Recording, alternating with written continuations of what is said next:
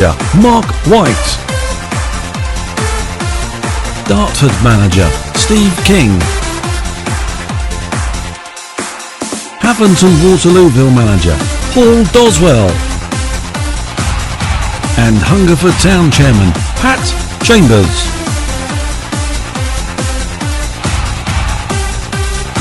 Now sit back, relax and enjoy as we go live.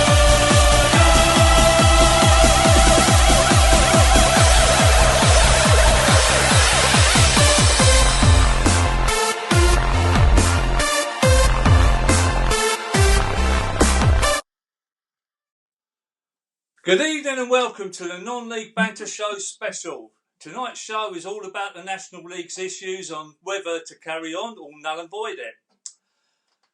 Right, just to let you know, lads, the league board have been on to me tonight and basically they've got Jackie Weaver coming to join us because they're a bit worried about one of our guests tonight, and I would like to introduce her to you. So hopefully she's going to come on board in a minute, wherever she might be. Where's Jackie Weaver? There's one of my technos that's gone already wrong. This is what...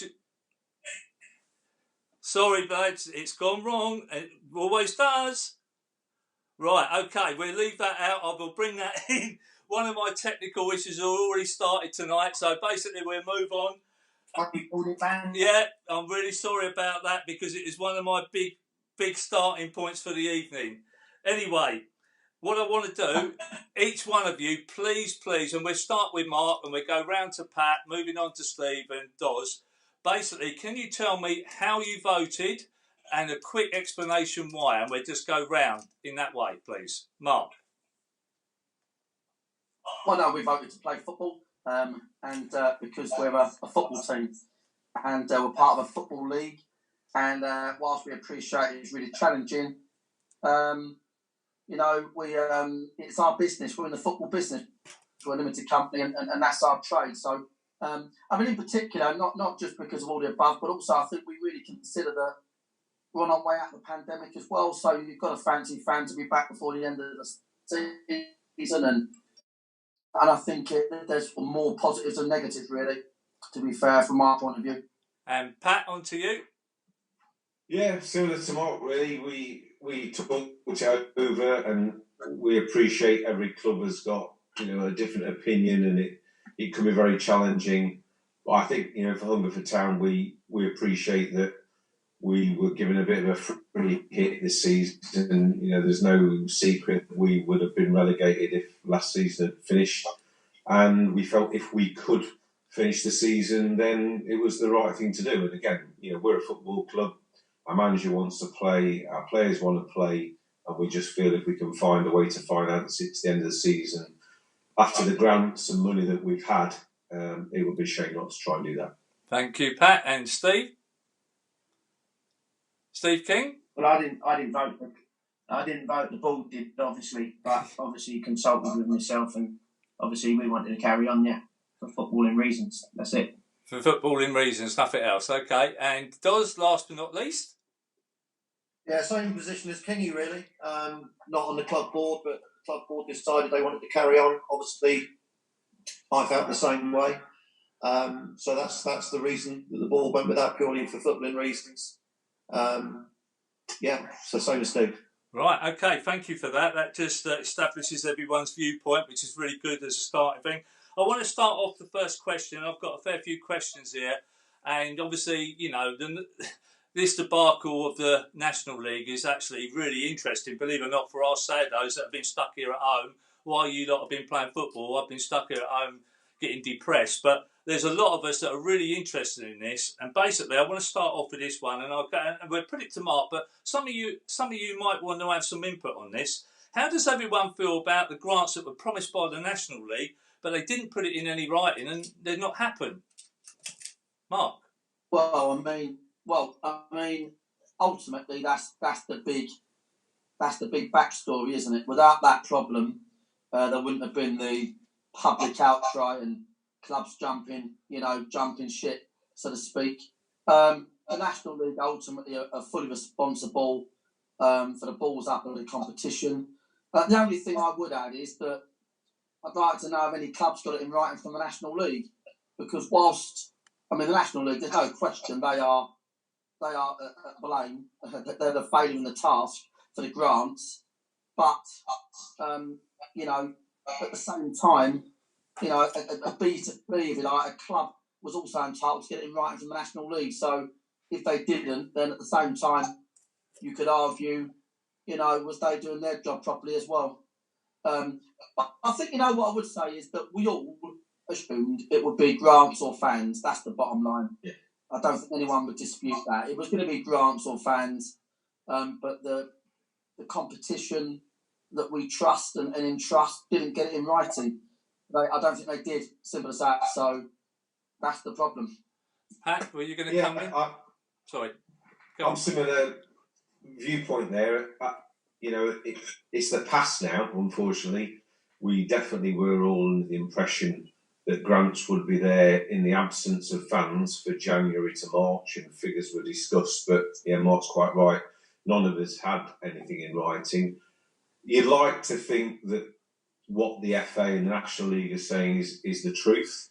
They're both adamant that they both believed it was grants, but I'm just amazed that such a high-level meeting, with a government department discussing such a huge amount of money, that there appears to be no minutes. But we are where we are, so we're in this position. Yes, the National League, I think we've got to put their hands up.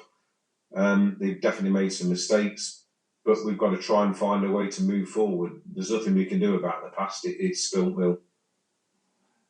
Steve or Doz, got any opinion on that either? Yourselves? I think the whole thing's a shambles. I think the National League's a shambles. I think that the National League board should resign. I run a very successful business my end. I wouldn't last 5 minutes, my business. It would have been bankrupt if it was run by them. Absolute clowns. Turn this season into absolute farce. And probably the most unenjoyable season of my 25 years of management. Wow, some strong views there, Doz. Thank you for speaking up about it. That's that's a Mark White speech, mate. I could go a lot stronger. Wow, no, I could be miles stronger. Well, look, I'm just trying to keep it as a family show. Well, Mark don't normally keep it that way, but by all means, just come out how you want to come out tonight, because there's some real hidden feelings. I really liken this whole situation to Brexit. Believe it or not, there are so many things where friendships can be broken through this, and club friendships as well. So it's a big thing, this, and it's a shame that it's had to come to this. But I feel even awkward talking about it. Whenever I might go out and talk to people, I feel awkward because you don't know what camp you're talking to and how they're voting. I mean, it's really quite interesting. My annoying thing about this, putting it to you, is that the rules are saying this, so we can't batter the league for this, in all honesty, but the rules have said you've got to have 28 days to get your votes in. That just prolongs the agony to everyone. I just find that a difficult situation, that you've got to wait 28 days, and inevitably, I don't think... It's a legal requirement, mate. It's nothing to do with anything other than it's a legal requirement, the 28 days. Unfortunately, the National League clubs are taking almost all that 28 days to put their vote in, and that's killing plenty of other clubs that have voted very, very quickly. Yeah. So it's a legal requirement. Yeah, I appreciate that. I did know that, but it's a frustrating one, isn't it? Because it just really puts the whole league in sort of topsy-turvy, and too many people are going to have too many opinions over 4 weeks rather than try and get it over and done with. I appreciate that it's a league ruling, but it's a frustrating one, to say the least, on that. It's not a league ruling. It's not a league ruling. It's a company ruling. There's two different things there. Oh, right. Okay. Thank you for putting me right there, Doz. I wonder why I got you on here tonight. Well done. Thank you. Well, the thing is, as well, to Doz's point, it's a legal requirement, but my big thing was, I don't know why they jumped straight to that point. So they just had absolutely no consultation. Like Doz says, there's a lot of people, and I know one of Doz's frustrations, and he's right, is that there's a lot of very successful people around football clubs in all guises, and they're not consulted with not spoken to. Now, when you run a business day to day and you're in a non-governance situation, you work on collaboration, negotiation, you talk about things, you try to find common ground, that's what you do. And I said from day one that when the shit hit the fan, the very first thing that could have happened could have been an indicative vote, really, to see where people were, to see where they're at. And then I thought the league could have appointed or worked with clubs to help them understand which type of different directions they could go in. What they've done, as opposed to doing all of that, was just basically give them a ballot paper, and they've almost caused all the infighting, because they said to clubs, well, are you in, are you out? Yeah. And with no consultation, and with no support. And ironically, as an example, we had Tunbridge, our mate down at Tunbridge. I mean, I have to consider everybody as fellow clubs. Their attitude is, well, we're null and void, but actually, Macra get a team out and we'll compete as good as we can. Well, we could have done that and said we're going to play on, to be frank. And there might have been loads of reasons that I easily could sell to them as to the advantages to them as a trading organisation of doing so. But it was just very much shotgun straight to a vote, and that's what caused all the problems.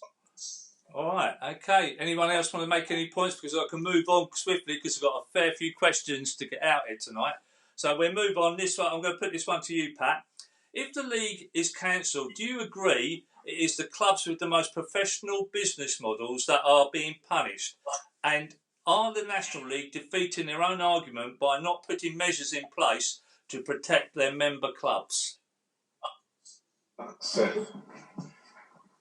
I think that's difficult to sort of just categorise and say, look, every club that wants to continue is a club that is incredibly well run. I mean, just around this table here, you've got some huge clubs with big fan bases. You've got our club, which we know we're probably the smallest club in the National League structure by postcode, by average crowd, by budget. But I like to think we've got our house in order.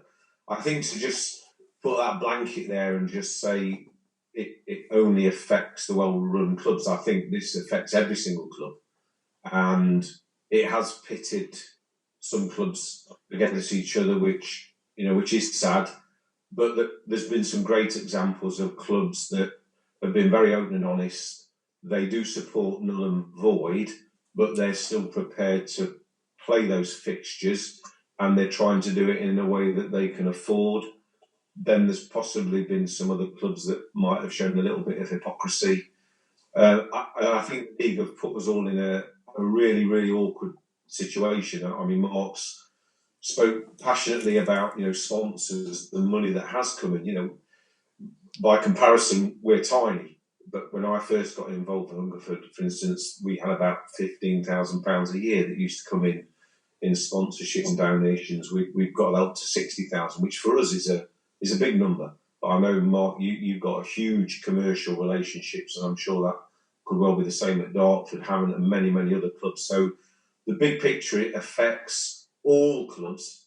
So I don't think it affects the better run clubs more than any that might not be so well run. I suppose there's an argument that the better run clubs might be thinking out of the box to find a way. And I think the worst thing is some clubs have just jumped and latched onto, let's just null and void it, let's forget it, and we'll start again next season. Whereas I would have liked to have thought that every club should start from a position of, well, is there a way we can get to the end of the season? And let's explore every avenue. And if genuinely there is no commercial way, there's no way they can fund getting to the end of the season, then obviously there has to be something that can be done for that particular club. But I think more clubs possibly could have found ways to get to the end of the season, and it's jumping to that quick vote has made some people make a hasty decision rather than explore every single avenue and try and find out a way. Because there's so much money, obviously there's a lottery money.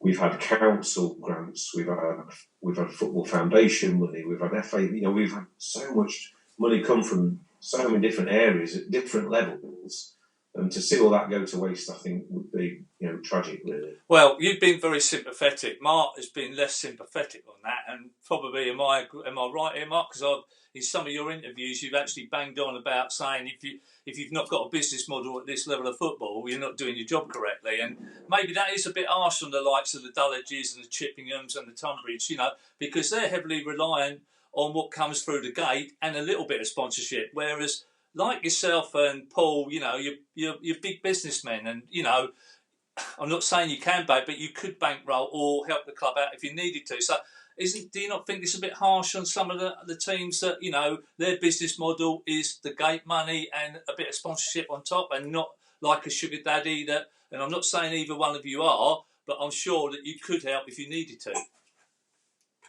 We haven't got a sugar daddy. Doz is not a sugar daddy at Havant. We've got 65 sponsors putting in over £500,000 a year, and we graft every day of the week for that, right?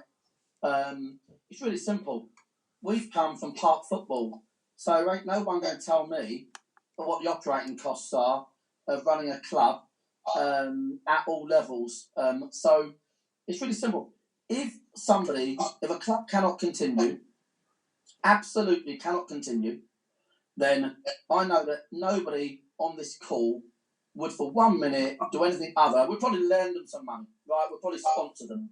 We're all football people, so we'd always support anybody, right? But what I'm struggling to see is why the operating costs are low. There's no fans. The operating costs are tiny. I'd imagine you lease the ground or own the ground anyway, so that's a known cost anyway. That's going nowhere. Bit of electric, bit of water. Away travel would be the highest one, But I don't believe for 1 minute. My point is that there was great opportunities there for clubs with massive academies. Let's find the next Jamal Lowe. Let's find the next 200 grand somewhere. Use the flexi furlough, players, first team players in, reducing wages, academy boys thrown into the mix as well. I just think there was a lot of ways that clubs could have kept themselves moving. And it does benefit them. It certainly benefits everybody socially. It helps the commercial partners, not just of the club, but the league as well. That's important. Let's be really clear, yeah? If this goes belly up, I know that the boys on the call will understand this. If this goes belly up, there's no question the National League have got a nightmare with their promotion relegation to the EFL, right? So it all collapses like a pack of cards. Because if I'm the EFL, let me tell you what I'm thinking. You have a bag of shit. National League, you could not organise a piss up in a brewery and you want us to keep promoting relegating from our division? Not a effing chance, right? So National League got big problems. Big problems. Right. Okay, Doz, do you want to make a... Steve, I've got a question come for you in a minute, but Doz might want to say something on this. No, I agree with Mark in the main. Just to clarify, I'm actually a paid employee at Havant, Mick, so I'm no sugar daddy to them. Right, thank you. Different when I was at Sutton, obviously, but from my point of view, Mark really, and this goes back to why we wanted the playoffs, right? We were dictated to by the EFL last summer. Now, it wasn't Steve King and Paul Doswell, Mark White, that wanted us to be called a league. It wasn't. That was never a word that we used. We wanted to be able to take part. We waited for months for the EFL to decide if there's promotion relegation from League Two. So unfortunately, we're tied. We're always going to be tied to EFL 2. And the EFL in the end said, yeah, we're going to promote and relegate. Well, in that case, they then at the National League do it. But the North and South are treated as peasants, absolute peasants by this league. And they didn't want to let us have the playoffs. Well, when the definition of a league come out, they want Steve King or Paul Doswell or Mark White who said what the definition was. It says you derive an income from football. By definition, a lot of Step 3 clubs will be a league. So, from my point of view, the EFL are going to look at the National League, exactly what Mark said. Are they going to relegate one of their teams that's played 46 games this season to a team that potentially could end up only playing 35, 36 league games from the National League? I don't think it's going to happen. And there's a lot more of this story to come out, but it wouldn't surprise me if the National League continue. I reckon at least 5 clubs won't continue. and then the EFL say, well, we don't see it as a completed season. And this is going to be the biggest elephant in the room for another 4 months. And the same thing will apply if Dorking or Dartford, because we certainly ain't going to get promoted, go up this year. Then the National League could then turn around and say, well, we're not going to relegate to the EFL. And this is the biggest elephant currently in the room, and we're dictated to by the EFL. I think this elite tag was brought about on the back of probably all of yourselves wanting the playoffs to happen at the back end of last season. You're going to admit not that? True. Not true at all. Right, okay. The DCMS are the ones that said about elite football. You won't find me, Kingy, or anyone trying to say that we're elite clubs, because we know we're not. Right, okay. It was just a term, Mick, it was just a term bought by the government. Correct. To demonstrate what sport, it was elite sport. And the reason the government brought out this term was purely to define which sports could go back to work during lockdown. That was it. So, i.e., if you was a paid sportsman, i.e., derive a living, you can go back to work quicker. It was you could have been an elite table tennis player. But it wasn't exclusive to the National League. But do you think Step 2 should have been elite, though? Let's be honest about it. It's not. I wouldn't have classed Step 2 as elite football. Their own definition was gains an income, derives an income from work. So that is the only definition they provided. So by default, Step 5 team would be elite.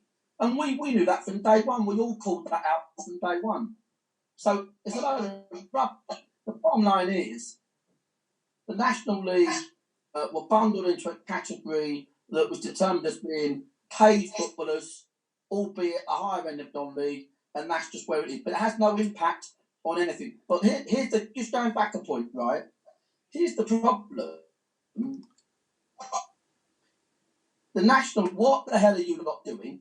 You keep telling us you're a well-run league, right? But actually, proof in the pudding, you're a pile of crap, right? And here's the problem.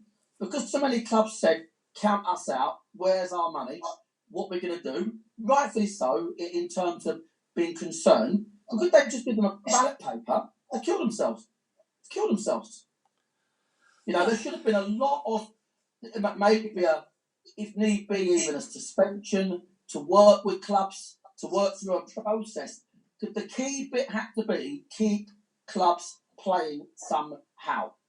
But because that is where the league falls down. If the league doesn't have the clubs in it, it ain't a league. Right, okay, I'm going to move on after that, but I think we're going to disagree because this elite tag is really driving me potty, and I'm going to come back to it later in the show because, again, it got given by who gave it to. The government gave you that tag so that you could carry on and play on with the playoffs, but that could have been rethought about at the start of this season because this elite tag, in my opinion, has really muddied all the waters in so many ways. But I'm going to go back to that. I want to move on because Steve King hasn't had a say yet. Now, Steve, I've got a question here for you.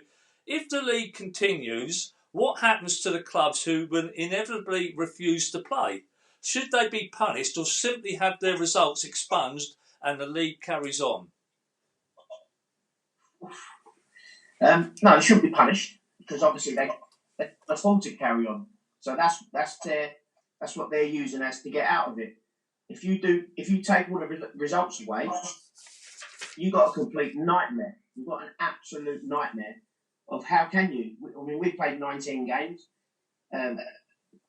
Paul's played 14 games or something like that. Mark's played 17. Everybody's just played so many different games.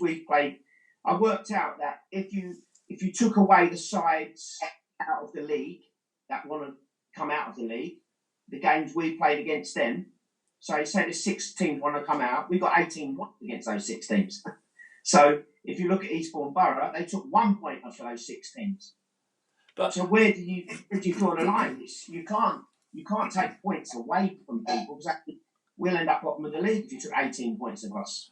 Do you understand what I mean? Yeah, totally. I mean, to the others, this bit about furloughing players and fielding teams with under 23s in it and what have you, what does that do for the integrity of the league? Surely, the EFL ain't going to, or the National League are not going to promote you on the back of, and particularly unfair on certain other teams that have played a full strength side. that you end up playing a weakened side for the next few weeks. For instance, Mark, you're up there at the top of the league. You could end up playing Billericay and Maidstone, which would be playing their under 23s, picking up 3 points inevitably. I know you might say, well, they might give us that. You know that you're going to be picking up 6 points, and I think the integrity of the league goes totally when that happens. It happens every season, Mick, when people pull their budgets. People pull their budgets after Christmas. You play weakened sides. Yes, not to this degree, maybe. But you know what? There's a lot of great players about. There's a lot of great academy kids about. Also, there's many players that will play. And I know firsthand there's clubs that have gone null and void where their players have said they play for nothing. So it's not as black and white as that. But listen, you're not going to get a perfect situation, Mick. So what you're saying is, you're almost going to have to choose the best of the worst. That's the bottom line. So you're not going to have the perfect bit of integrity with clubs all being at full strength, etc. But if you don't have a competition, there's nothing worse than that. The competition is a business, right? Vanarama, if they pull out, if they say, well, look, we ain't going to pay you our remaining payment, if BT say we're not having our last third of our money, right? And if next year they go, listen, we're going to renegotiate because our brand was damaged because you lot are shit, right? That affects everybody. That's how business works. This is not part football, right? So the competition moving is important. Do you want to say anything there? I mean, Steve, I don't think you'd have been happy with that, Steve, because effectively Mark's saying carrying on and, with what players they've got available to do, but, that will affect your league position.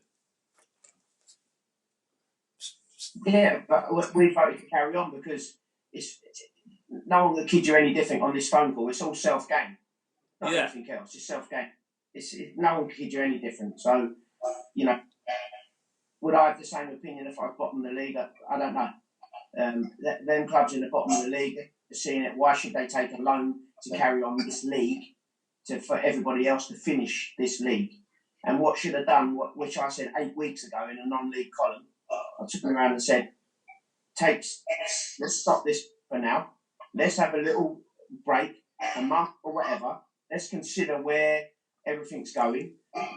If you need to put the 28-day resolution in, which you have to, then at least give these clubs time to think about, do we want a loan? Do we not want a loan? Can we see if we can get a loan? Let's find out if we can get a loan off the government beforehand, before we make our vote. All that sorts of things. They're asking us to vote without even having to come back from the England about the loans, whether we can get a loan or not a loan. Okay, let's not. There was no rush. There was no rush for me just to spend the season for a month. Let's just take all stock. You can complete this season you can complete this season March, April, May, June, July, 4 months, 24 games. You can complete it. We started off playing 7-8 games, start the season, 6 games. So you can complete in a 4-month period. So we should have just, instead of throwing it all in your face at once, just chill, take a month out. Let's look at every avenue, give them chance, because they're still trying to get grants now. The league is still trying to get grants. Yeah. So you can't just get everything like that. We should have just relaxed and just take a bit of time out. Okay, I want to move on. Doz, did you want to say anything at that point, or shall I move on to your question? Well, I think that we can probably debate this for an hour and a half and all have an opinion on what's gone wrong. I think Patrick made a really good point about moving forward. The problem with moving forward is that we're going to lose the vote. We're going to lose the vote 23-20 or probably 24-19. And that's going to lead to null and void. And Mark, myself and Kingy and Patrick will talk about a National South mini league or whatever it is. That's not going to happen either. There's no way the FA will sanction a mini league competition. There's no way, and the reason for it is, again, you're going back to the EFL. The EFL will not allow promotion or relegation on the back of 12 teams, maybe 13 teams in the South. So the FA, we're almost sort of talking about something that's not going to happen. The FA is going to be null and void, in my opinion, 99.9% null and void. We're all going to be splitting feathers about it. Mark, quite rightly, will be claiming that he's owed a lot of money by this league because it's been so poorly run.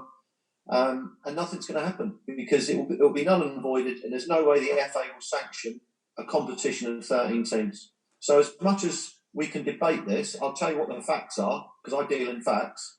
And if I'm in a board meeting with Mark, we wouldn't mess about too long with all this, because we know what's happening. We're not stupid. And this is just being played out, and it's like a slow death. It's one of the slowest deaths that I've ever seen in football. And, you know, I look at my players, like we've not won the last 4 games. I found it very hard to motivate the team in the last 2 or 3 weeks. I think it's been hard to motivate anyone at the club, to be honest, because as much as we want to continue, we know that you can only see from the north and the south, it's not going to happen. So there it is. Right. For me, I remember when I did that column 8 weeks ago, I said that the North and South is going to be cut adrift. I said it back then, just go back and check it. And the National League will carry on 100%. Thank you. That is how they wanted it to go. That is how they wanted it. And that was a playoffs last summer as well, mate. They didn't want us to have playoffs. Because we all wanted to play the playoffs. We just said that, from my point of view, obviously, Do's done loads and Mark done loads. From my point of view, all I was saying, treat all 3 leagues the same because we're under the same organisation, the same umbrella. That was all we were saying. So because they made the National League elite, they put us under that umbrella. It's not what we asked for. That elite, and that's back to my crux of that's the crux of my thing about being elite. This is the thing. But anyway, I want to move on. Thanks for those comments. Sorry, Pat, I will bring you in, but I wanted the managers to come in on this one. But there are rumours clubs have voted, then attempted to change their votes after a couple of poor results. Are you aware of this, and what is your message to these clubs? I'm not aware of that. I'm aware of most of what's going on, because obviously the 3 of us, Steve and Mark and myself, sort of dialogue a lot. So I'm not aware of that at all, mate. And, you know, as I said, I think every club, as Kingy said, it's quite right. It's all about looking after their own club. But I've not heard that. I wouldn't want to comment on it because I haven't heard it. Right, okay, thank you. That's short and sweet. Fair enough. Right, okay, let's go on to another question. We'll push this one Mark's way again. We go back to Mark. Should the National League have insisted that clubs prove beyond doubt that they are not in a financial position to continue? Example, produce a set of accounts, furlough their players and play academy players, attempt to sign players from lower leagues on expenses. Mark. Well, very important point, this. Yeah, I just want to take up Steve and Doz's points. I mean, we haven't compared notes at all, but the bottom line is they're both completely right. The fact that there was a loaded gun given to the North and South and a vote given out in the middle of what looked like solutions or probable traction tells you that they didn't really want these 2 divisions to continue. That's the bottom line, Mick. That's the problem.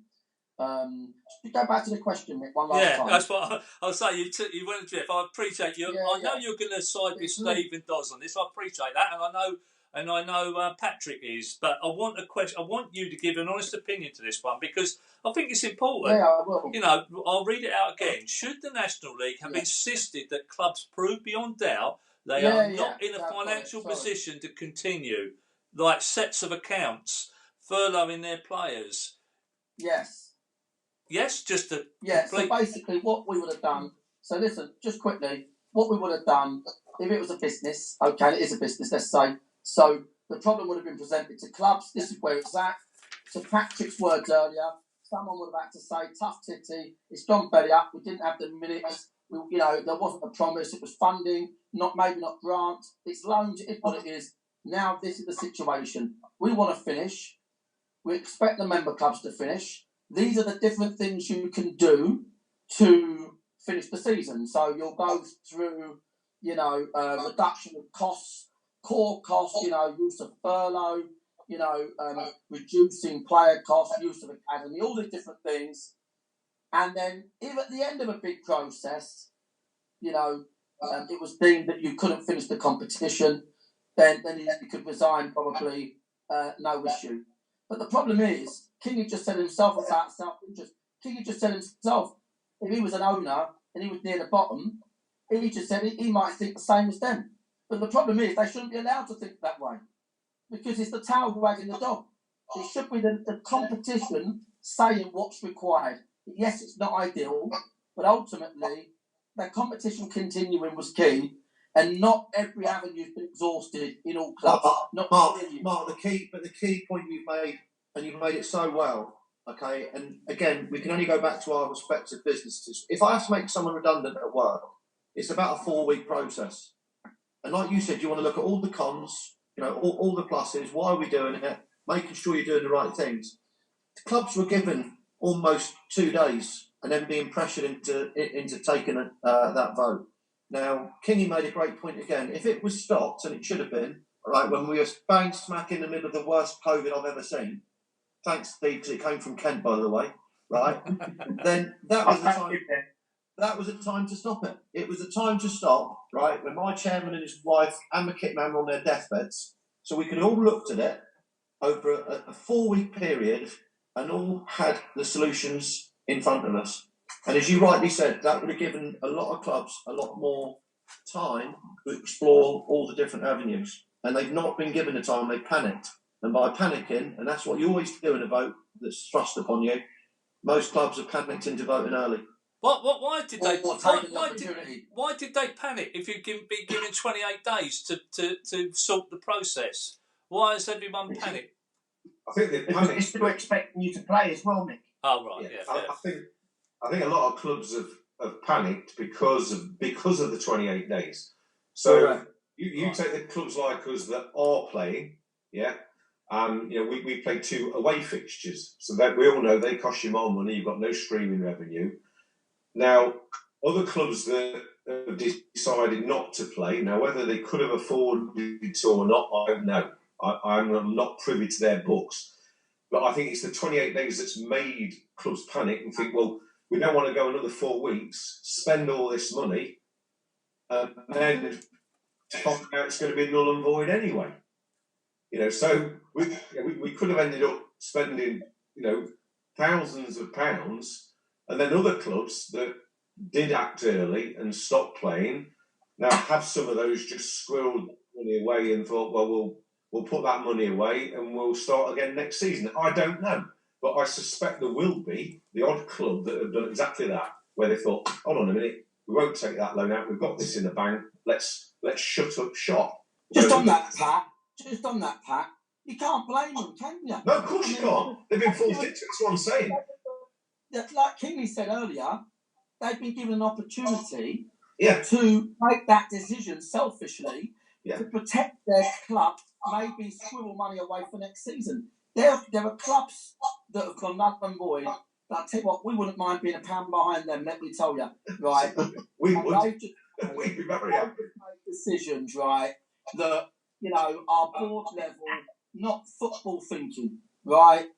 Bottom line, they're allowed to. They're allowed to make that decision. So, fair play to them. Well done. Yeah. 1-0. Well, 28 days that's made them panic and act really, really quickly. And in my business, I've had to change things in my business over this last 12 months, dramatically. The supply chain is knackered.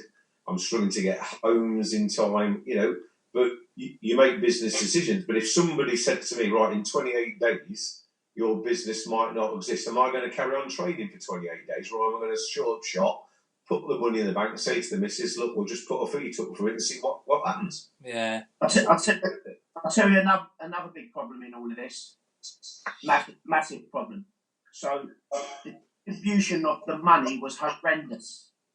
So if the distribution of the money had been right, instead of that money lasting 3 months, it could have lasted 5 to 6 months. If it had been distributed right. It was distributed all wrong. Well, totally wrong. That is one of the questions that you've just moved me on a fair few questions here. The money is another issue altogether. Obviously, 90 grand was distributed between all the National South clubs and North, 90,000 for a 3-month period. Was that from October to the end of January, I presume? I think that was the actual... End of December. End of December? 92, sorry, 32 a month, wasn't it? 32 and 36 a month. to a couple of clubs like Dulwich and Maidstone, I think it Right, was. okay, let me get my point across here now then. You've just put the point there. Surely not all the clubs have spent that money. There must be, they can't have spent all that money just on players' expenses and stuff like that, or just running. It can't have all gone. So are some of the lower clubs that hardly get any gates in really gaining from this? Does that rub you up the wrong way a little bit as well? Thing is, Mick, though, what I would say is that, like, you know, the way I looked at that, I think that distribution can be argued both ways, right? So you can look at it from it should be handed out in, like King is saying, by size of crowds, etc. Or you could look at it a bit like a furlough scheme or a government grant scheme where everybody's treated as an equal and you're just being given some money to help you. And therefore, you assume that, you know, it's a bit like furlough. You can't furlough somebody on... Nobody's worth any more money if they're on 200 grand a year than they are if they're on 40 grand a year. You get 2.5 grand maximum furlough, that's it. So I think that could have been argued both ways. But what I would say is that 30 grand, don't forget, it's not just admissions, it was the food and beverage, it was a lack of trading, full stop, Mick. I mean... 90 grand, Mark, that's a lot of money. Listen, 30 grand a month, I'm just saying, 30 grand a month, Patrick won't mind us saying this, right? Patrick's one of the smaller attendances, so you can ask Patrick. Well, by the time they put their F&B, their food and beverage, and their lack of trading stuff on top of spectators, I bet they ain't far away from 30 grand gross a month. I might be wrong. So in all honesty, if you're saying that the lesser clubs, and we'll go to Patrick in a minute, so the 30 grand hardly covers anything from your perspective then, from your club's perspective, because of the type of players you got at your club. Don't do nothing, does so. No, I think there'll be a lot of clubs where the £30,000 wouldn't go anywhere near to replace, you know, the income that they would have got in. And I know Hungerford Town were singled out by various clubs as how have they got this much, etc. But we'd already took a decision to cut our budget significantly. So we cut our budget by 40% before this season. And Jesus, Patrick, it was only £2 a week last year. We were told £200 a week with 20 players. We have cut it by 40%. I can promise you. I've got this all on record, by the way. This is all being taped. This is all on record. I've been very public about that. I mean, a lot of clubs' fixed costs are very similar. So let's be fair. The only real big variable is your playing squad. Now, one thing I think that didn't seem to be mentioned much is, you know, we were all on those calls before October where the league were urging us to be very cautious about the contracts we handed out. We were advised to have pandemic clauses in there, be very careful how much spent, and we all knew that in all likelihood, even if with fans, it was going to be a reduced capacity, and we're all talking about 15 to 20% of capacity. Now, as it happens for Hungerford, that wouldn't make any difference to us whatsoever. 15% of our capacity would be a decent crowd. But for anybody who does have big crowds, 15% was not going to be enough for them. So if they'd still budgeted to spend similar amounts of money based on last season's revenue, then, you know, as a business, they made a mistake as well. So, you know, you've got to cut your coat according to your cloth. Yes, you know, we have been very, very frugal, and we knew we had to be, particularly coming into uncertain times. Have you spent all that money, Patrick? Has that money all gone? That 90,000 which you've received from the National League or from Sport in England or whatever, wherever it come from, has that all been spent and gobbled up from the Hungerford? Because if it has been, it helped us get. Sorry, go on. It helped us get through January, definitely. It also helped us get through January. Ah, right. Bear in mind we've all done January. Right. Okay. So it gives you an extra month in ahead to what it was meant for. Fair enough. That's not a bad answer. We didn't go out and sign any extra players. We didn't go and spend any extra money. We left our budget exactly as it was. Well, how do you feel about these teams that have signed players like Ebbsfleet, like Bath, that have wanted to null and void it, but they signed players, and I can't get my head around that element. Has anyone got an opinion on that? Oh, everyone's gone quiet. I don't think. No one wants to make an opinion about that, do they? Let's have a chairman make an opinion of it. I'll have an opinion. Go on then, Paul. It's a joke. A joke. Thank you. Absolute joke. Thank you. Why go and spend £5,000 on a player, right, and then chuck it in the week after? Why get your fans to raise 52 grand for a playoff, right, and last one game? Get 90 grand, sign £5,000 player. So yeah, Mark and Kingy would agree with that. We're all football. Yeah. Hey, Mark's and then coming. by the way, don't go and play Mark in a friendly, right? And half the coach cost, and then jack it into it.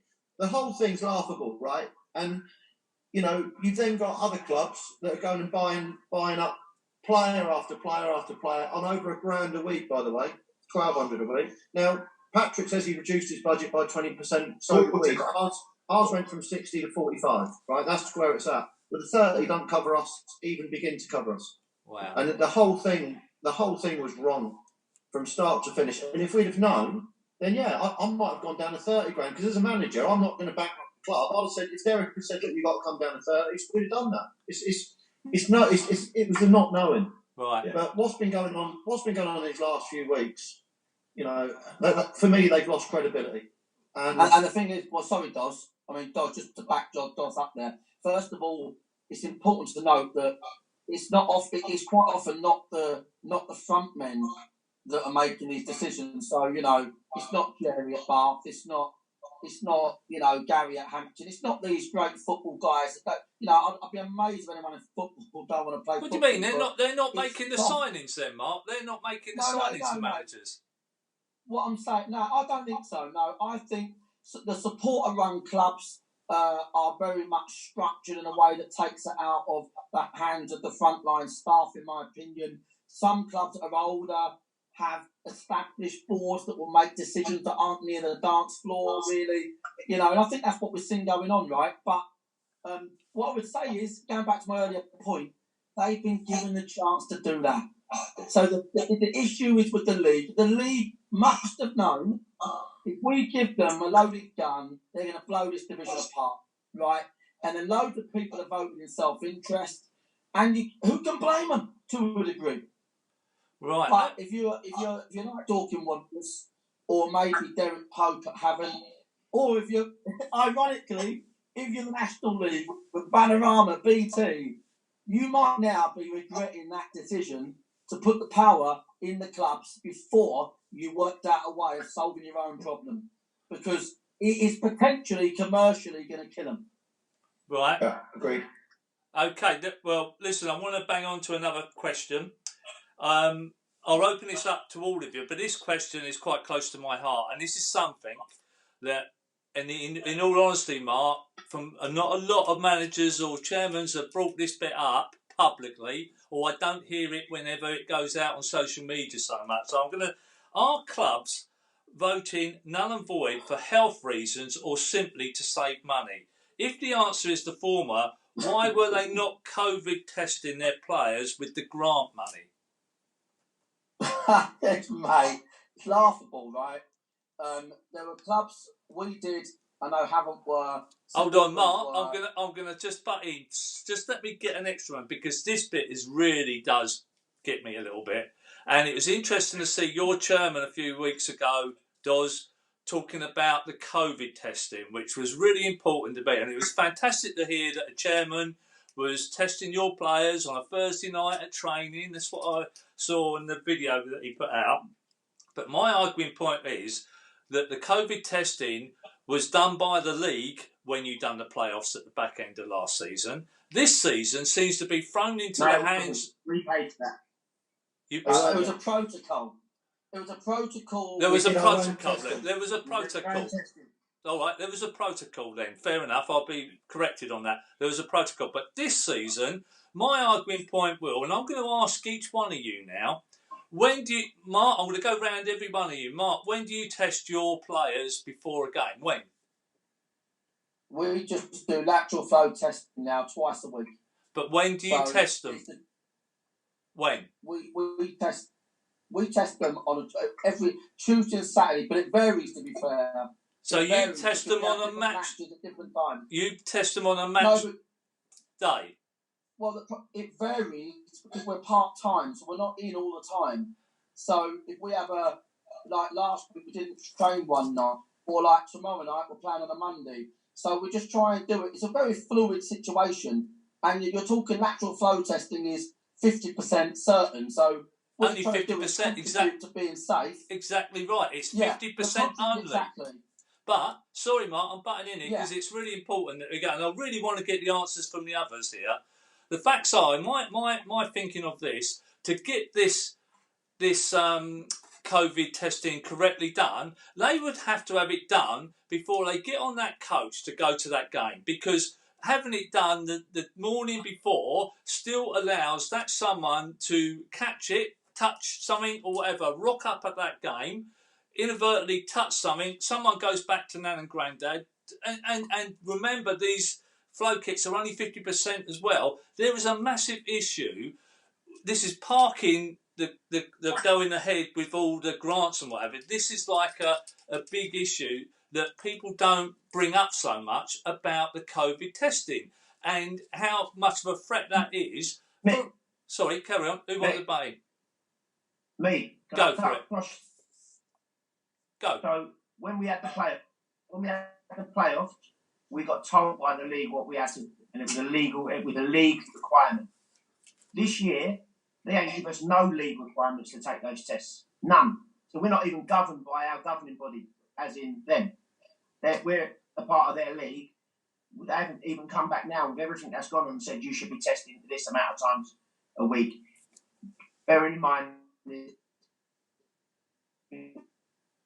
so many games called up with COVID reasons over the last 8 weeks. Fair enough. The league still haven't come back.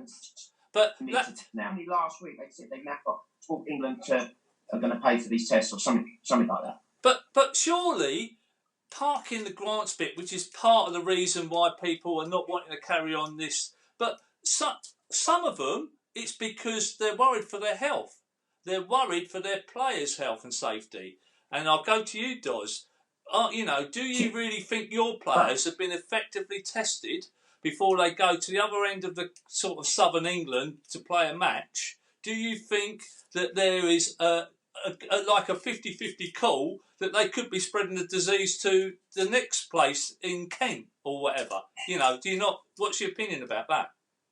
I think there's two distinct things here. The vote's not based upon. It's based upon grant loans. It's not based upon COVID. All right, the clubs. That was a conversation when it was bad 4 weeks ago. As a club, I think that we got the league in the end, embarrassed them enough to actually go and get funding, because we had a terrible situation at our club. We had 7 players, 6 members of staff, and actually 4 members of the executive board. And they weren't just ill. I mean, it was really ill. So we had to say, we're not playing anymore. For 10 days, we're going to have a pause, right, and see if this thing gets better from our perspective. But that's nothing to do with the vote that's carrying on. The vote is all about, can clubs afford to carry on, not about the COVID safety. As far as we were concerned, it was about a month ago, 3 weeks ago, it was ripping through our football club. And even me, who's mad about football, and King and Mark could tell you, I'd had enough. And I even felt I was in danger, because I'm a diabetic. And fair enough, Doz, that's a fair point. But I know it ain't part of the vote, but there's a moral thing here. The facts are, I think some of those teams that are going... It's been a moral since day one. Well, but Kingy's bang on. Protocol was correct for the playoffs, and we all did it properly, and you felt safe. And also at that point, there wasn't a second variant. The second variant came along, and it changed the whole picture for me. And people, there's people out there still saying, oh, you wanted the playoffs, but what's changed now? Well, it was the second variant that changed it. I didn't know anyone who had COVID in the summer, no one. Well, now, I don't know someone who hasn't had it, if I'm being honest. Yeah. So, it's... If someone said to you, Doz, you don't have to carry on the season if you didn't feel safe or you didn't feel your players were safe for this COVID, would you call it a day now? My opinion, as I said 4 weeks ago, when I was, because I've seen it, it's different. I was very blasé about it in the summer. I'll be honest with you. I was quite blasé about it walking around the shops. And it's not until it hits really close to home. And when we have a 40-year-old, who's a real good mate of mine, the kit man, the chairman's son, in hospital on day 4 of being on the ventilator, and you realise he's one night away, then it just changes everything. And then you watch 3 of our players are in good health, 27, 26-year-olds, really struggling for a month. So, yeah, at that point, I would have said for that reason, but it was almost like the following 2 weeks, because it's lockdown, that everything started to get a lot better. So, as Mark said and Steve said, everything in this situation is fluid, right? The only thing that's not fluid is the FA and the National League are not going to support the North and South to carry on. Simple as that. Fair point. I want to play. I want football to carry on because I love football. We all love football, but that is an element that doesn't get talked about much on. And I think some of the people that are going null and void are not just doing it on the vote; they're doing it for the health and safety of their players. And I don't hear you don't agree with that. Not true. Do you? No, I'd have agreed with it a month ago, mate, when it was literally rife, and all of us were seeing the people close to us. The country's in a better position now than it's ever been. 15 million people vaccinated. The numbers coming right down. It's probably as safe today to play football as it's ever been. There's more flu about than there is COVID at this current moment of time, but it wasn't safe 6 weeks ago. And it's back to Kingy's point. If they'd have paused it right in the middle of this pandemic and given us all 6 weeks, 4 weeks, you might have got a resolution to this mess. Now there's no chance of a resolution. Not a chance. But don't you think the league? No one could ever foresee a pandemic happening, and for the league to try and react to every equation, it's a tough call for them as well. But it don't seem to be. No one seems to give the league any credit for nothing. Absolutely. Is there any positives you can give the league that they've done? Because it's a tough gig. It's a good reason. It's a tough gig. There's a good reason. Yeah, but there's a good reason why we don't give them any credit. Go on.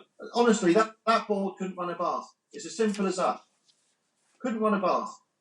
And do you know why? Yeah, Do you know why they got the job? They right. probably got the job, so they couldn't get another job somewhere else. I'm telling you now. wow, that's a strong The statement. bottom line is, Mark? True. yeah. So the thing is that look, we've got football friends involved in the National League. Mark Ives is brand new, so he's been given an absolute, monster of a job. We've got other football friends involved, but the actual board themselves and the previous guy that walked away, and Barwick, are absolute disgraces. And we're in a position now where, like Dos says, the gun is loaded. They're trying to blow off these 2 divisions. And what I would say is, their next problem happens when they do that, because they reacted quickly to protect the futures of all the clubs that are concerned about their future. Well, to Doz's point, there'll be another 20 of those now knocking on the door the minute that that resolution, and if it comes up, because we've now got to worry about our future. Right, okay, look, I want to. We're 9 o'clock and we've got half hour because I know some of you got to woo the missus at home that are waiting for you to come off video here. Steve King, if the league continues, what happens to clubs who will inevitably refuse to play? Should they be punished or simply have their results expunged and the league carries on? We've had that one. Have we had that one? Again, Yeah. Kingy, what do you want? Because what do you want? Quickly. Forgot what I said. Next question. Whatever suits Kingy. Whatever suits Kingy. All right, okay, we're moving on. We'll roll through these questions. Do you believe the real issue of the grant was a result of clubs complaining too much of the distribution in doing so and antagonised the government in the meantime? Anyone? I think that just thought stand on it. Government something that wasn't documented, and of course they went public with that without any backup. So all they done then was rile up the DCMS the wrong way. They should never have gone public and said this is what we'd promised, unless they had evidence of it. That was obvious. Right. There ain't no evidence, is there? Okay. There is no evidence. Mick, it's been an absolute PR disaster And someone has. And so Sorry, we've got a bit of a intermittent here. Can someone speak? Let's carry on again. yeah, I just said they're in the middle of the biggest PR disaster the league's ever had, and I don't blame. You know, I'm a little bit different to Mark, and I don't blame Oliver at Maystone. You know, at £6,000 more than Hungerford, as an example. It wasn't right, didn't I? We worked out. I think we're the 21st or 22nd worst off in the league out of 23. I think Maidstone were just below us. We had 1,500 our average gate last year, Right. and we get the same as Hungerford, Tonbridge. I'm saying Patrick. No. Patrick, it's not right. It was never right. Patrick, So sorry. it's a PR disaster. I want to get through these questions. Sorry to push you on because we've only got half hour. Patrick, should the National League allow their constitutional voting rights to be changed as it's being voted on in Resolution 1? Well, we voted against Resolution 1. Again, I think it sets a dangerous precedent. So either the National League is one brand, and let's be fair, even at step 2, we still trade off that Banner Armour and BT when we're talking to potential sponsors. I definitely do when I speak to a potential sponsor, and I think actually cutting step 2 adrift damages our brand massively. So no, I think that was a huge error, but I can see why step 1 clubs are voting for that resolution, because they don't want to be seen as bullying step 2 into forcing us to play. Because basically they were our safe haven, you know, because that was 75% of the vote, and a lot of people have talked about the tactical voting, but I think the main reason it was wrong is, I think, to separate them. Why would you separate the brand? It's one brand. It's the National League. Yeah, it's step 1 and step 2, but it should remain one brand, and either we all play or we all stop, in my book. But you'll never. How are you ever going to get over that for future years to come? The fact that you only get now. 4 teams. 4 teams in the. Sorry, carry on, Patrick. Sorry. They've set the precedent. That is the danger. We don't know where this is going to take us now. You know, forget elite status or any of that. You know, we could end up being a completely different football league structure that's not even part of the National League. If this continues, we don't really know what's going to happen. Mark, what do you? What they want, Patrick. Say? It's what they want. That's what they want. Yeah, it's what they want. The National League will be EFL League 3. Yeah. Right. Okay. Yeah. Right. Fair enough. Very strong words. Okay. Right. If the league is cancelled, should step 2 immediately lose its elite status? Interesting one. Mark, start us off. Of course it should. It should have lost it the minute it done a vote to stop the season. It's done. You know, if the season stops, it's done. By the way, I don't disagree. Just to be really clear, I'm not going to waffle, but just to be really clear, I don't disagree that given the club were told fund would replace gate income, I don't disagree that clubs have been hard done by their Maidstone, etc. I just made the point that you could have argued on a linear basis that any fund was fair if that was how it was communicated to start with. People could have budgeted accordingly. That's what I meant. But no, elite status, good night Vienna, but I don't think they care about it, Mick. That's the point the boys are making. They don't care about it one bit. You might as well absorb it in step 3 and let somebody else run it. And Steve, you want to got a voice on that one? No, it's what I said. It's what I've said all along, and I've said it weeks ago. It's the North and South are going to find a way that it ain't going to continue, and the National League will continue. I said it 8 weeks ago. I knew it was. Do you just it sounds like you're the poor relations, and so do you not think the National League cannot save you and carry on like you know what I mean? When you think about it, we get 4 votes, and they get a vote each. Yeah, 4 between each league, and they get 23 or whatever is in there. And the National League got 270,000 over the 3 months each club, and we got 90,000. Work the sums out yourself. There's teams in that league that we doubled their attendances, and they got 97,000 a month, and we got 32. Work that out. How's that right? Anyone else comment on that? We want me to move? Yeah, listen, I called for it last year, right? The National League is no longer a non-league, right? And what we believe we are as the best non-league club, we want to be the best non-league club we can be. It's too expensive. I was talking to Mark the other week about it. It's too expensive now to be in the National League. You have to be extremely wealthy. We're talking in the millions to compete in the National League. The travel costs alone. The point I made about going to Halifax on a Tuesday night and it costs you £6,000. But if Dartford were playing Sutton and Dartford were playing Dagenham and Dorking were playing Aldershot, all of us would be very healthy football clubs. And for me, and it won't happen again, so I'm wasting my time a little bit here, which I don't like doing.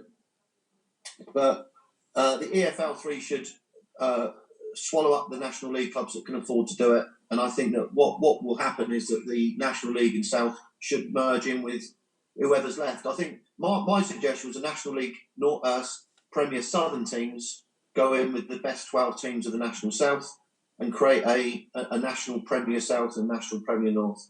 And if that doesn't happen, then we go one step below and we bring in the Ryman Premier teams and Southern Premier teams to us. Because it will be local derbies all the time, no travel costs. Unless you're in that National League, Steve, you've been in it, and it absolutely bankrupts you. Unless you're very, very wealthy. And it's not even being well. Jim Parmenter's wealthy, and Dover's skint, he's almost skint on the back of Dover.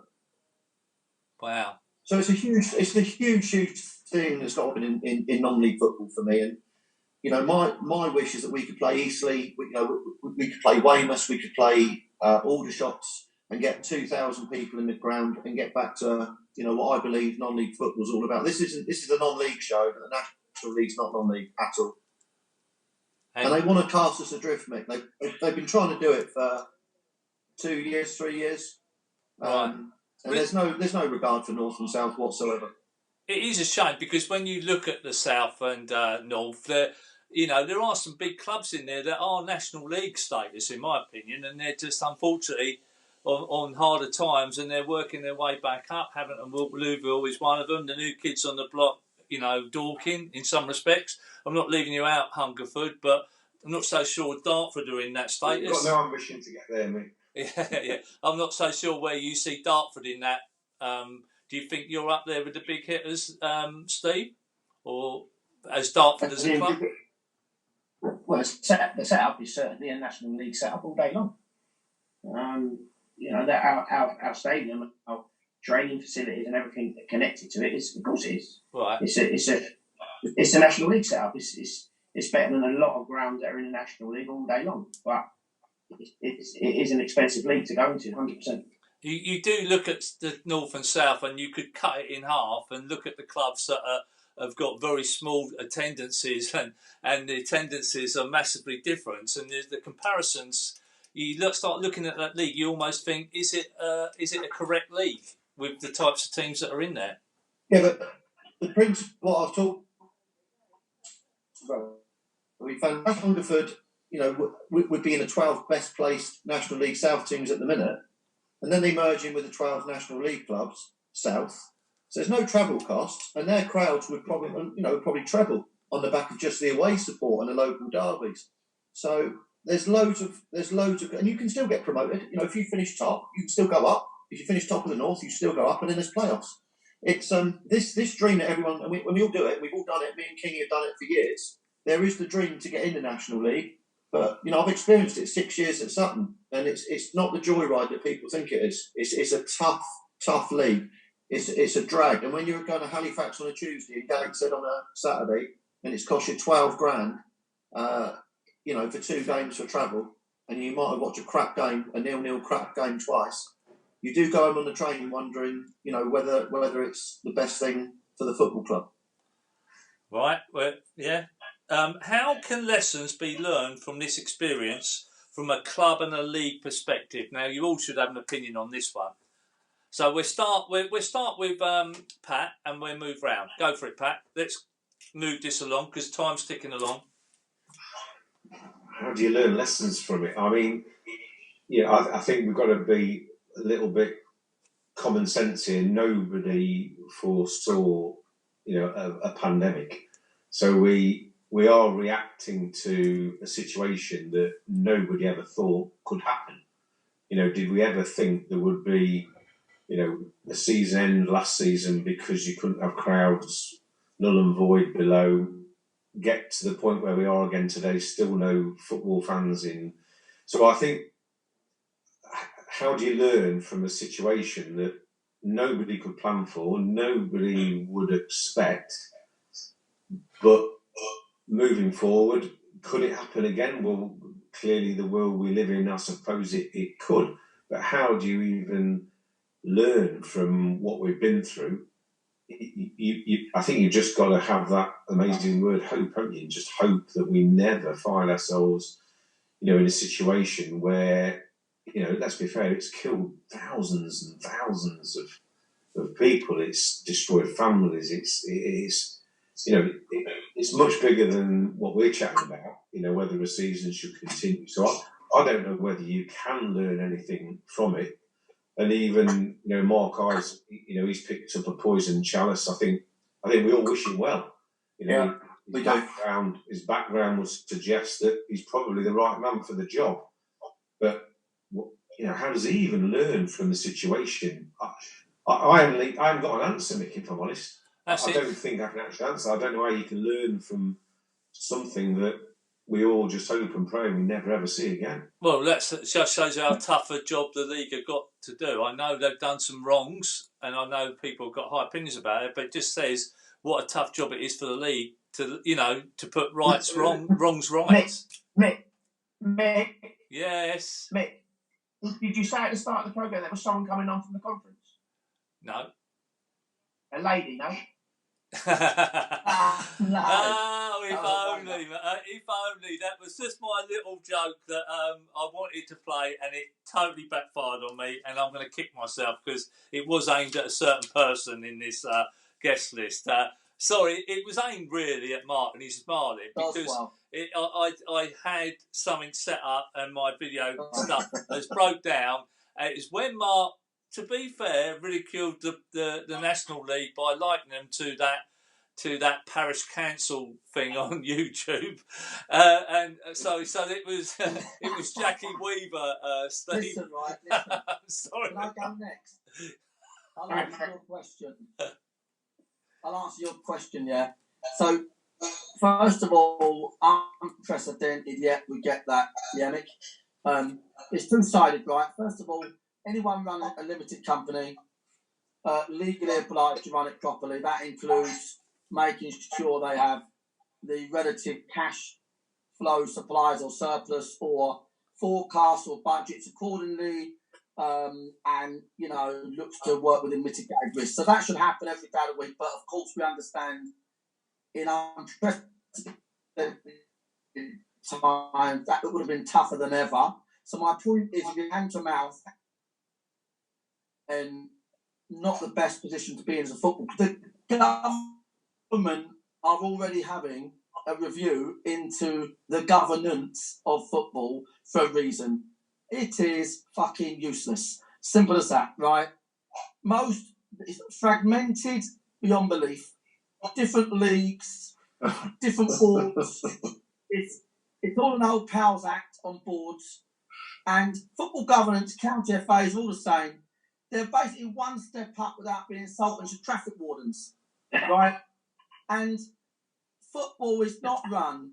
It is not run remotely. And bearing in mind it's our national game, it is not run. And what this situation has done, it's found it out. It has found it out.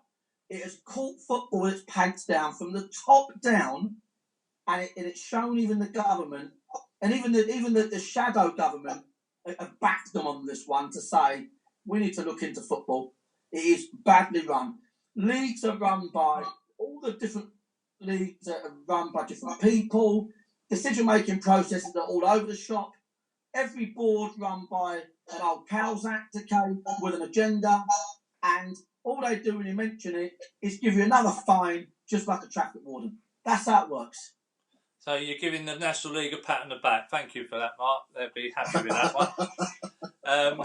I've heard that when Michael, is it Tattersford, elects to be fined? Yeah, they're lobbying for you to come on there next, Mark. take that position. That'll liven it up a bit. Right. Mick, I'll tell you just one thing they could learn from. Go for it. Last season, right, we all squabbled and quarrelled because there was no solution to what would happen in a pandemic season.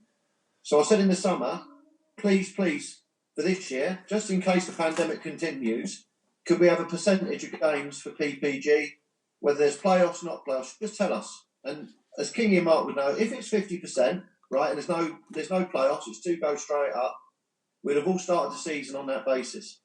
But even today, none of us know how the season would end, right? So it'll end up with the same arguments, right? I might scrape in at the minute, if I'm lucky, 7th, right? Well, I'll be wanting playoffs. You know, if Kingy finishes 2nd, like I did last year, he'll want the first 2 to go up, no playoffs. And that they didn't give us, again, any guidance as to how this season could finish. And all it leaves it. The worst thing about this whole thing is the way it's pitted club against club, supporter against supporter. Definitely. And that's probably the saddest. That's probably the saddest thing. That's the saddest thing that I can see out of all of this. People trying to justify, then all the social media rubbish that you read. But what we haven't discussed tonight is it's the biggest thing in the room, and that's the fact that we've been encouraged to take out loans, right? So we were all happy to look at that to continue. Mark said we should all look at everything we did, okay? And we were told specifically by the National League and DCMS that there'd be no charges. And then when it comes through to you, right, a week later, they want to take a floating charge against your cash, which is against the National League rules. So the National League are encouraging you to go into debt, which is unbelievable. But have you got that in writing then? Does you know what I mean? Because it's someone said this, someone said that. You know what I mean? We're all part of the same meeting, and then Mark Ives has to go in a non-league paper today and say, actually, the loans that a DCMS or Sport England are offering you are against league rules. And now, and I know what's gone on today, right, or Monday, they're speaking to DCMS and Sport England saying, look, any chance you can change your mind and give it as basically a loan. Right, but there's that many unscrupulous owners out there. They'll take all the money, and if they haven't got to pay it back, they won't pay it back. So they're like this, and I won't name the names, but we all know them. They're going to take 150 grand, right? That'll be their start off for next year. They won't pay a penny back. No. And this is the biggest thing in the room. The National League clubs who want to continue are continuing to think that they're going to get loans. And at this as of tonight, I'm telling you, there are no loans available. And if DCMS turn around tomorrow and say we're not prepared to not have a floating charge, why would they? Why would the government give us a loan and say, actually, lads, we don't need any charges? So that's the biggest thing in the room. The National League, the reason it might not continue, Steve, is because as of tonight, there are no loans available. Simple as that. Anyone else got one of those? Because I wonder, because I don't want to make this a real banging, and it does seem the way that we're all.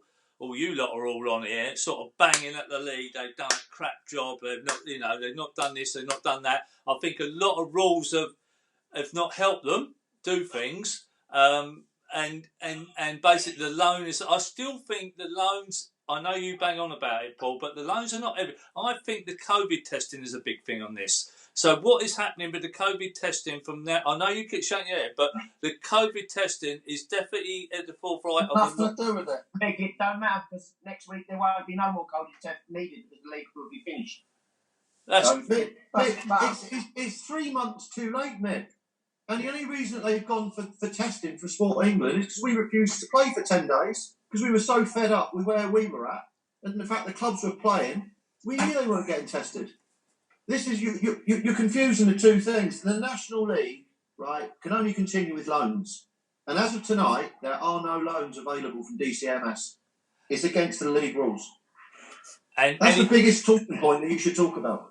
Well, yeah, I've given you airtime on that one, Doz, and Mark's banged that drum massively. I think plenty of people that have listened tonight, and indeed will see the repeats that I will be putting out over the next few days. They will definitely get the whole gist because there's a lot of questions that you've given me.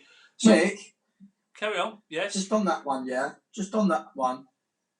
none of my stuff's personal to any friends of mine in the National League in terms of, anyone in and around the board or, hierarchy in the FA, but the league should put all the stick. Mick, that's how it is, right? Because we're having to live this out every single day of the week, whether you're a player, not knowing what's the next, not worried about your income, whether you're an owner, chairman, manager trying to play. We've been living this out day to day.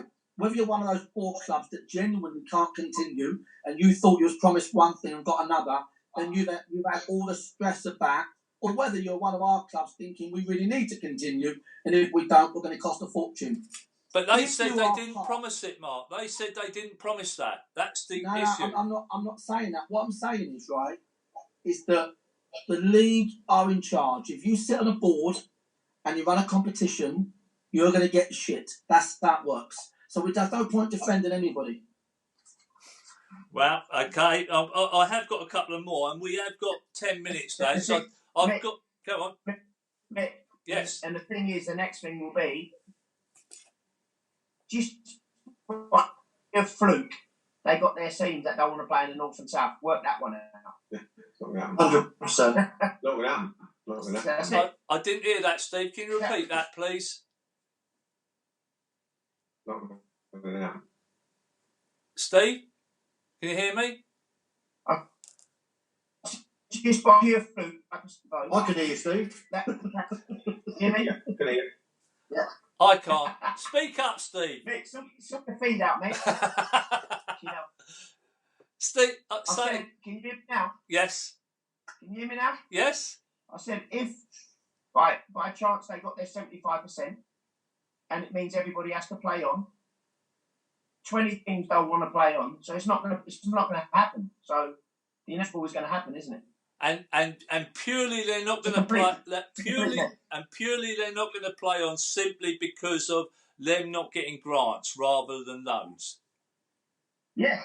Only that. Nothing to do with health and safety of their players and staff. No, nothing to do with that. Nothing to do with that. That's I think others will say differently. That I think some will say it is part of that, and some will say. I don't think they would today, Mick. I don't think they would say, like Paul said, if 4 to 6 weeks ago the National League had put out a ballot to us saying, do you want to suspend the season because of COVID, we would have voted to suspend the season. 100%. Now, we haven't had a COVID case. We were having that game was the first home game you played, and I was talking to members of staff there. You could tell they were shook, but your kit man was still in hospital. So we witnessed that, and the lengths you went to keep us safe was fantastic. Thank you. And most clubs we've been to have taken every precaution, but we mustn't mix it up. 4 to 6 weeks ago, should there have been a suspension? Yeah, I think there should have been. And the National League should have led that. Shouldn't have been up to Havan to say, look, we're going to suspend our season. They should have stepped up to the plate. Then we could have had a discussion sensibly about the grants, the funding, whilst the suspension was in place because of COVID. But this vote is absolutely, definitely nothing to do with COVID. And I think any club that tries to suggest it is, I think they're hiding behind it now. That they just daren't actually speak the truth about the finances, about the loans. So I honestly don't think we should mix the two together. Completely different. Has it not been thought about that maybe the South and the North get a spokesman together and go and visit the league with some proposals? Because this isn't a general forum, and the league has been battered tonight, and I feel a little bit for them, the fact that it is difficult. I know they're not going to get any sympathy from yourselves, but I feel it's still a difficult gig for them to resolve a lot of this. I know they could have done a few things better, but there are other... not difficult. Not difficult at all, Mick. Not difficult. Wasn't difficult at all. Wasn't difficult at all. Right. Mark, will you put a proposal? Have you got proposals then that you could sensibly go and see the league along with someone from the North that puts everyone's... Go on. Mick, there's way more intelligent people and more successful people than me in and around the South and North national league. Okay, they should have put together a crisis board of chairmen. They should have consulted. They should have made sure that they worked collaboratively with people. They didn't. They just hit them with a few parking tickets, yes or no, what you're doing. You know, it was just strong governance, no collaboration. It is where it is, Mick. There's no one to blame but the way they chose to operate. That is why they have to get the shit. So where are you, Chelmsford, tomorrow? Are you going to be playing Chelmsford tomorrow night as it is now? Yeah, I mean, it's a serious sales job on your team to go and play at the moment. Tomorrow night, I mean, that's probably as bad as it gets. You know, you're talking borderline. You know, a decision on what's happening. You know, you feel like you're on death row, don't you? I mean, I understand what Paul was saying before. You know, but also, you know, for the part-time team, I actually think it's a bit easier because you work all day, you look forward to playing football. For the full-time team, you turn up every day, probably all you think about, all you talk about. So it's we'll be going to Chelmsford. But like I said, listen, I know from Mark High's point of view, and the good guys like Jack Pearce, we all love Jack. For the good guys, it's not for want of trying, right? But ultimately, someone's culpable, and now there's going to be a lot of clubs that are in big trouble if it stops. What will you do if this goes wrong and it folds in the next few days or when the 28 days are up? We'll get a result this week, I think. This week? I think we'll get a result this week. I think so. Mark Ives has actually said that as soon as it's mathematically certain, they will announce. I personally, they will. I think we'll hear something tomorrow or Tuesday at the latest. I think so. What happens if they? I know you're saying it's going to end null and void. I know you're in a very negative tone, but what if it did decide to carry on and teams decide they're not going to play? But it's not going to, is it? I mean, there's enough clubs now that have publicly stated what they voted, just like the clubs we've all publicly stated we voted to continue. But there's 23 clubs now across step 2 that have come out and said they're voting for null and void. Well, you don't have to be a mathematician to work out what's going to happen. It ain't going to happen. We are going to be null and void, and I think we will find out in the next 48 hours. Will you just all take that on the chin and move on from it? Will you all? Yeah, no. You look at Dorking tomorrow night. They're going to spend money to play a game tomorrow night.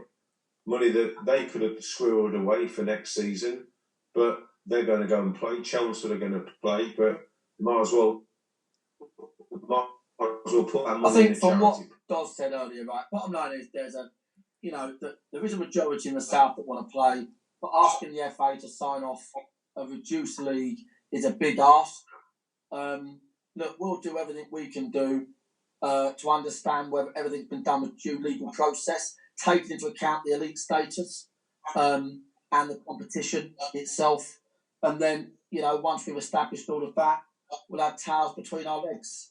And I just hope the clubs remember it and somehow, the National League, which is reorganised very quickly, board completely sacked, however that can work, no idea.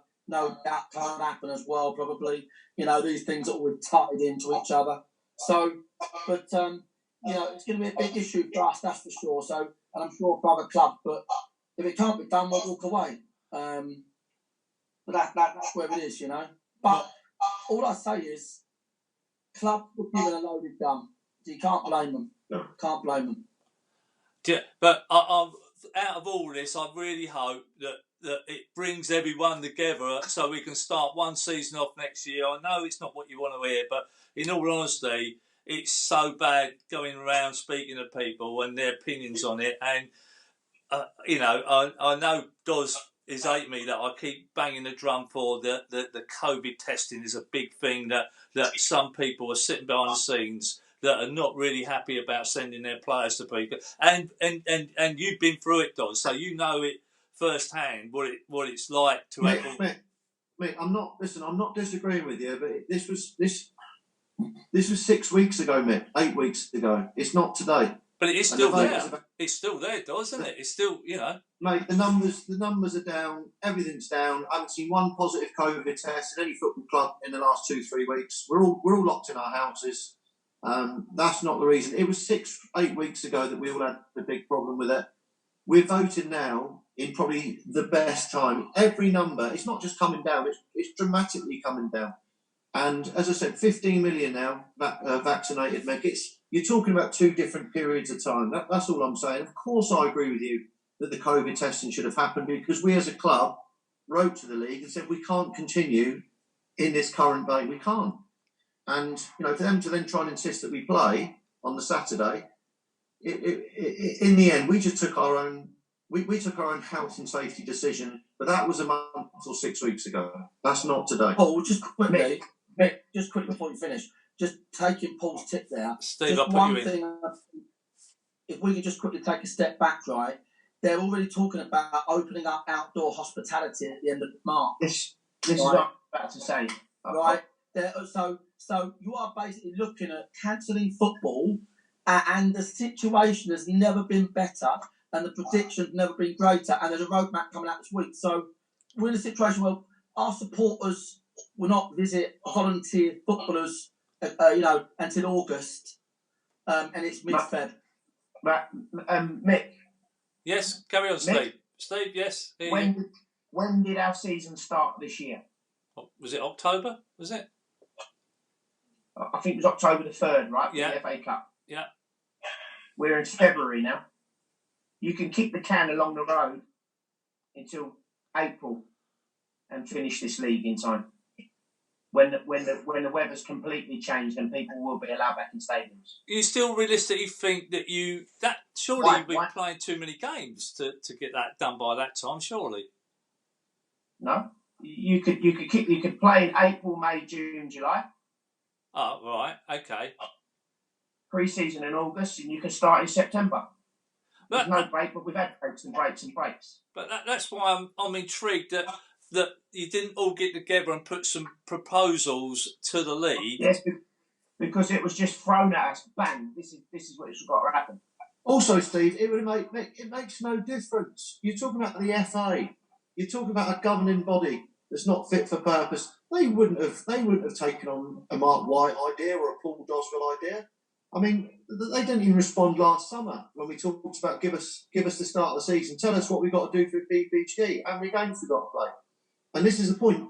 You can waste, and we can waste, and we do, because we care. You waste a lot of your mental energy, trying to come up with solutions. And actually, when you look at it, whilst in our businesses we can affect, we cannot affect as much as we want to. We cannot affect. We can put 100 suggestions forward, Mick. Not one of them will be considered. And it will take about 7 years to come up with a change of regionalisation formats.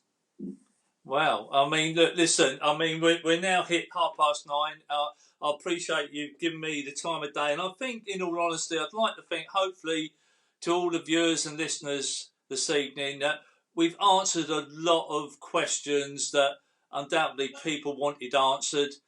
It's still out, the jury's still out, but I'm just going to go one by one. Null and void, it's going to happen, Mark? Yes, no? Oh, no. Don't know. Patrick?